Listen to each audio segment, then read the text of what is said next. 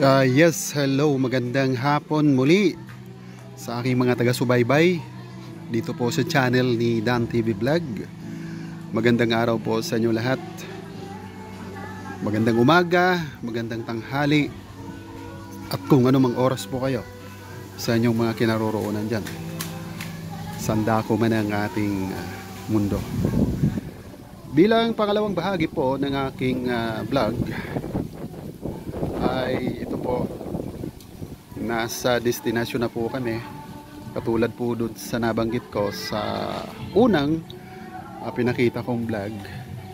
Dito po ang aming tungo. Dito po yan sa Mahogany Subdivision, Lower Bicutan, Taguig City. So may babahagi po ako sa inyo bakit nandito po kami. So ibabackground ko muna sa inyo ang lugar na to para sa familiarity. Ito mga kapitbahay dito. Diyan po kami nang galing. Kakanan kami ron, palabas na po yan ang subdivisions. Okay, dito po ang lugar na kung saan ay tumira po ang inyong lingkod.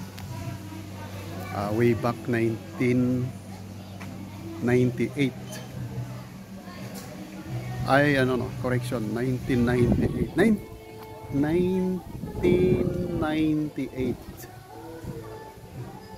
or maybe 1988, ganon, yeah. Second year college ng inyong lingkod.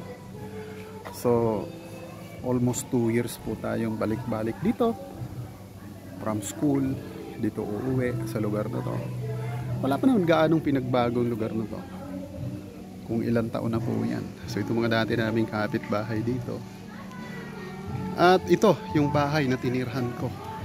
Medyo malayo ang distansya ko ron. At kakantahan siyempre, medyo family affairs na naman to. Kakantahan. So ayan po, bahay na yan. So may kantahan, hindi tayo lalapit gaano. Ano po, masi-CPR tayo. So isa sa mga pinuntahan namin dito ay because of yung auntie ko. Yung auntie ko, yung tinirahan ko rito, isa sa mga nag-aasikaso sa akin during college time. Ano na po siya ngayon? 92 years old na siya. So yun, hinarap ko ulit sa mahabang panahon pagbalik ko rito kasi nabisi ang inyong lingkod sa public service. Ngayon medyo nagkakaroon tayo ng mga time sa ganong mga ayaan. At the same time, kararating nung anak niya, si Ate Gloria ko, balikbayan from US.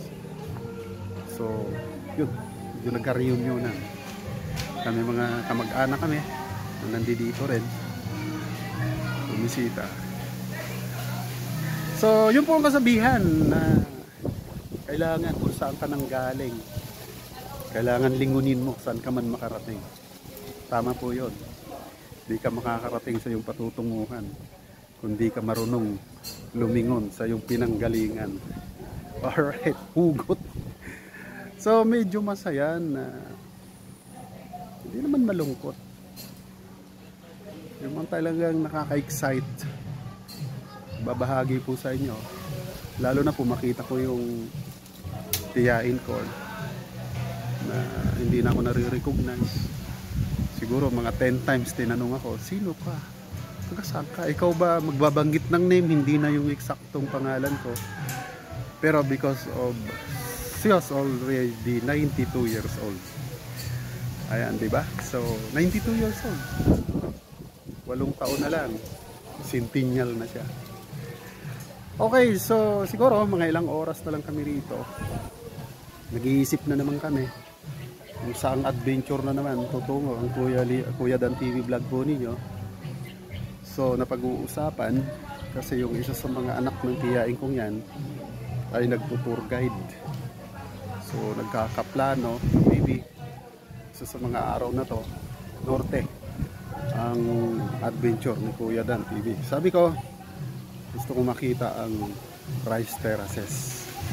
So, abangan po ninyo yan. Baka magka totoo yung dreams come true na tinatawag. Sabi nga, kung nag-a-aspire, gawan mo ng paraan, tuparin mo, then success. Okay, abangan po ang magiging share ko po sa inyo. Kung ako man, one of these days, ay makadalaw ng norte. Para naman ma-share ko sa inyo kung magandang tanawin ng Banawe Rice Terraces. Alright, ito muna ang aking maibabahagi sa aking pangalawang vlog ngayong araw na to dito po sa Lower Bikutan, Mahogany Subdivision, Taguig City. Alright, so malapit lang po ito sa Bagong Bayan, or maybe Barangay Bagong Bayan ito, Taguig City. Alright, so papakita ko muna sa inyo mga kapaligiran na naglalakihan na yung mga